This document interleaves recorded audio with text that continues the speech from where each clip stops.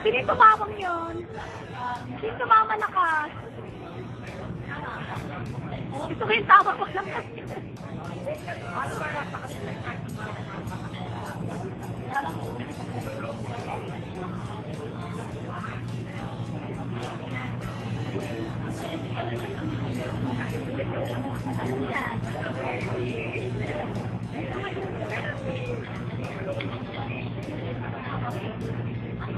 Bakit yung sa akin? Wala pa.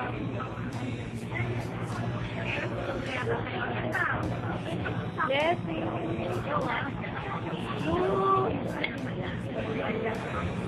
ako wag na ha, na-review na lang ako. Maritel! Video na to eh. Oo. Video na to eh.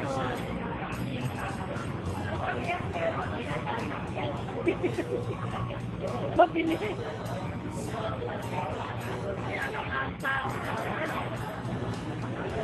Palit-palit niya ako sa'yo.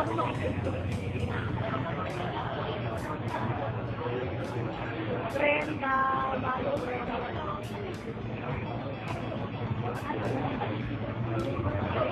Hello, Ani.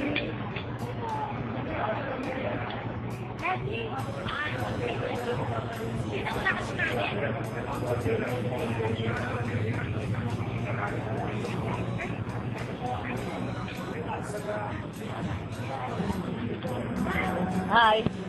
Okay. Hi. Hi. Mukhang hindi ka gutom. Hi. Oh. Agnes. Ariel. Rivera.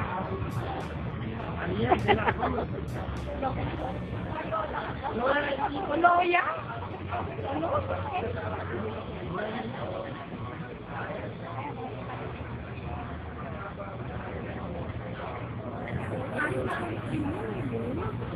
Ano nga po?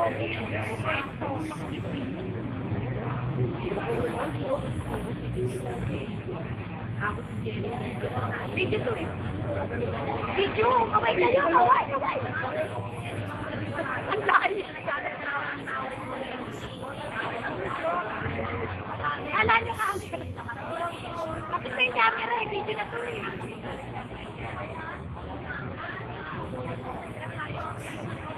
Okay. Mga walang pwesto.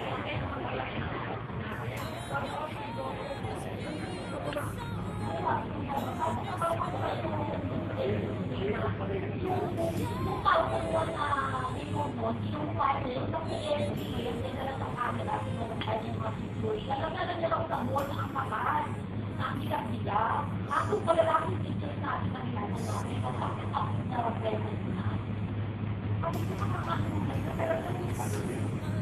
talagang ginagawa niya. Pinitrection niya.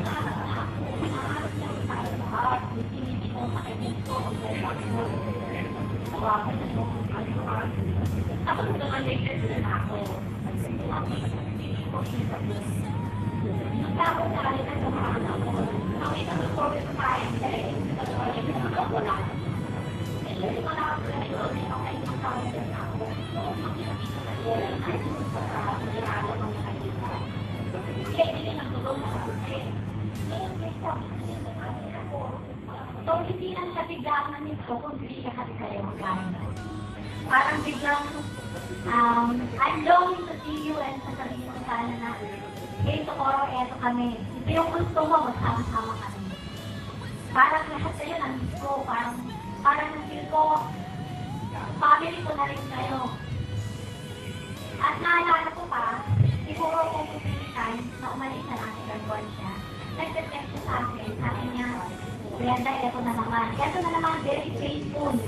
Kasi sa pagkain naman, ang pupuntahan ng family ko.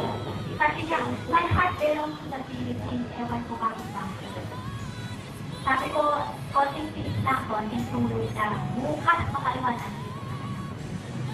So, in-account ko na naman yun, dahil sabi ko, ilang buwan na naman, maybe on Feb or March, andito na naman. Yung palang nalagalaan. So, Paul and I started our friendship and we were in great time. And from then on, stronger pa yung friendship namin.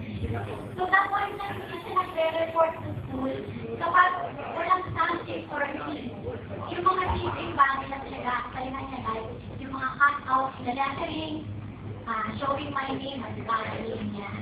Nagkaroon pa po kami ng parehong damit ni Mira sa tatlo. Nag-schedule namin sabay-sabay nito. At nagkaroon pa rin kami ng group. Kaya one ko, pinapalala ko kay Joy, pero ko hindi na maalala. Yung Champ Girl. Ang Champ, ang ibig sabihin, derived po yun from our middle name.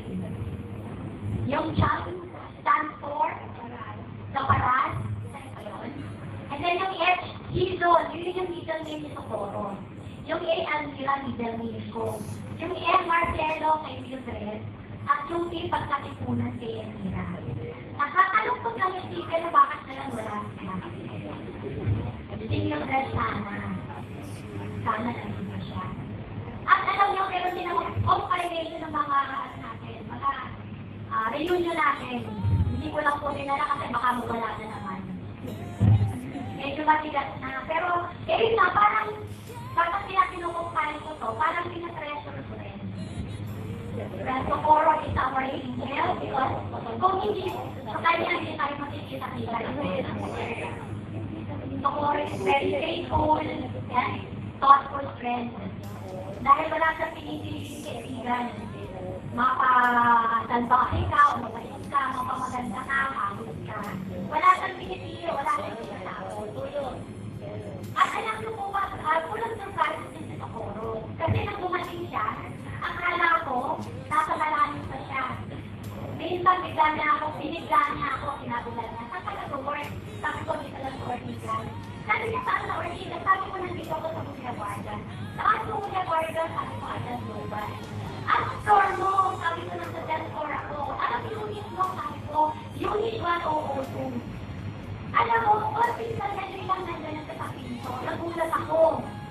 Ano na siya sa office natin? Ako, sabi ko, makakasita ka, sabi niya, hindi siya matarating. So, parang tinuturo niya ako at nagkasabay kami bumaba. And then, yun na nga nandun si Del sa baba. Tapos sabi ko, saan tayo pupunta? Sabi niya sa inyo, bakit ako meron sa bahay? Sabi niya, wala kami promise ko sa anak niyo, pagdating ko, bibili ko siya ng pizza. Kasi yung pala nagsasak sila ng hindi ko alam. Kasi sa bahay, nagpa-order sila ng pizza at at talaga naman kuha sa anak ko dahil kulang na lang talaga ang busin ng tatlong family. So, gano'n siya na gano'n siya mabait at kasi anak ko pinagkatalaan ko sa yung bang hindi naman sa member ng resto pero nabibigyan niya lang ko parang yung sa naging advisor yung anak ko kinukonsider niya yung anak ko nakakalo ko talaga nakakapaninaran siguro yung character na talaga parang friendly na talaga magpapaan. So, wherever you are, I know you're already in heaven.